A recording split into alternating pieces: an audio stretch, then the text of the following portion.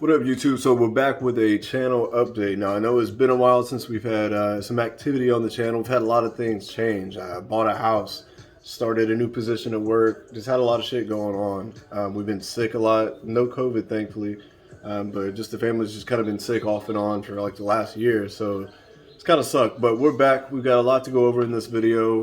We're going to start off with a couple things that have left. A couple changes that we made, talk about some plans for in the future, so stay tuned and we'll be right back.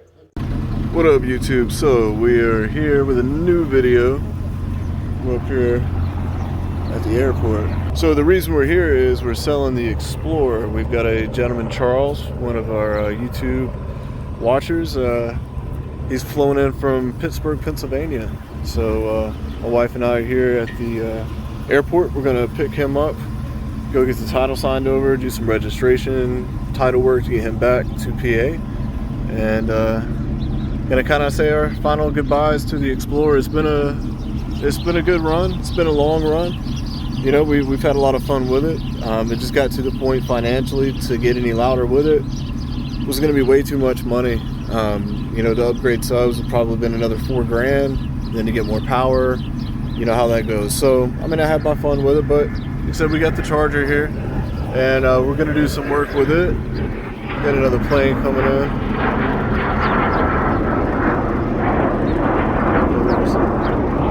But anyways, we're gonna do some work on the Charger, and stay tuned for some videos. But we're not done yet. We're gonna pick up Charles and get this going. She's going to a new home, folks. The Explorer's going by. Say it's been real. We got something new for you, Charger. Alright, folks, so you see we're up here at the tire shop. I want to give you all a quick last once over with the stock Police Pursuit wheels. Man, I'm really happy to get the new wheels on here, but we got the exhaust straightened out. So it's a muffler delete, resonator delete, and I was gonna just kind of do straight pipe, but then I wanted to be able to pass inspection. So it does have glass packs reversed on there, so it has kind of a different sound, but we'll get a little of that planned here later on. But again, just want to give y'all a last kind of once over of the Charger before the new wheels are on, and man, am I excited. It's really gonna kind of transform the look of the vehicle, and I'm ready for it. Alright, folks, so while we're up here waiting for the tire shop to get to us, two of the tires I had to buy outside the tire shop. My buddy Clint hooked me up. He got a deal online for us, but man, look at how fat these motherfuckers are, boy. These are $295 3022s. And we got a good deal on these too, like let's call it $140 a tire pretty much. Not bad at all. I remember back in the day we were trying to get a tire for a 22-inch wheel. It was going to be more like $900 a tire, but yeah, man, I'm excited to get these fuckers on here. Definitely a lot wider. These are, I believe, a 12.5-inch wide tire, and here's my stock boys. So these are 225/60 18s. So definitely going to be a big upgrade, and hopefully they'll get to us soon. But stay tuned. We'll see what she looks like. You want to stop? All right, you're good. All right. Yeah.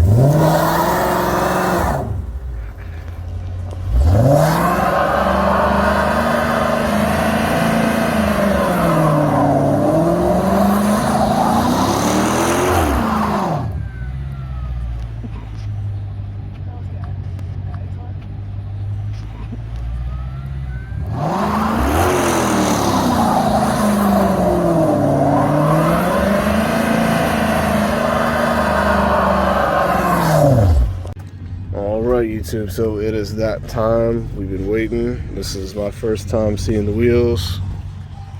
Oh fuck, that looks cool. That looks way better. Yeah, I like it. Do you have time to wash them? Alright, y'all, so we're back. It's a couple days later. We're back at home. Let's check it.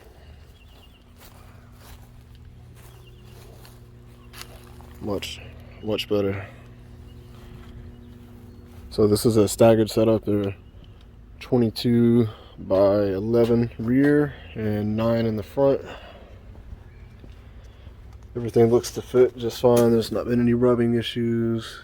I have full turning radius, so all that's good. Eventually I'm probably going to put coilovers on it, probably take it down 2 or 3 inches, but man, I'm really liking the look. Much better than before.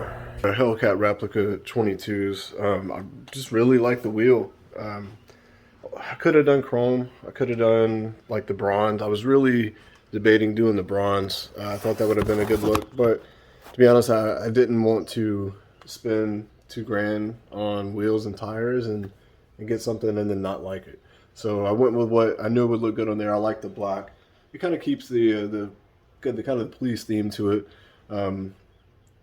I've ordered it's by Xeon Motive. It's called a Taser. It plugs into your OBD2, and that'll give me like factory sport mode, factory line lock.